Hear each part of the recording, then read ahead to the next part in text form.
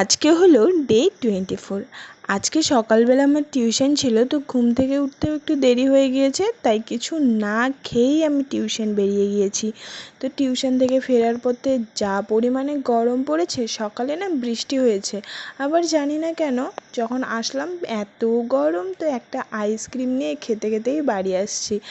বাড়ি আসার পরে আজকে কালকের ইলিশ মাছ ছিল, তো সেটাই বেগুন আলু দিয়ে ঝোল করা হয়েছে।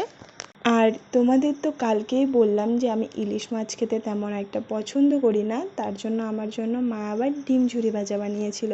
তার সঙ্গে ছিল ঢ্যাঁড়স আলু ভাজা এবং বেগুন ভাজা। তো সারাদিন খাওয়া দাওয়া না করে যখন মোটামুটি 3টের দিকে খাওয়া দাওয়া করলাম, এতটা শান্তি লাগছিল।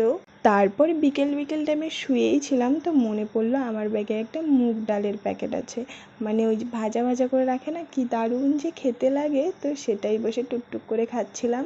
রাতে আজকে অনেক কিছু খেয়েছি। ছিল হচ্ছে মাছ ভাজা, তার সঙ্গে বেগুন ভাজা, আর ছিল রুটি।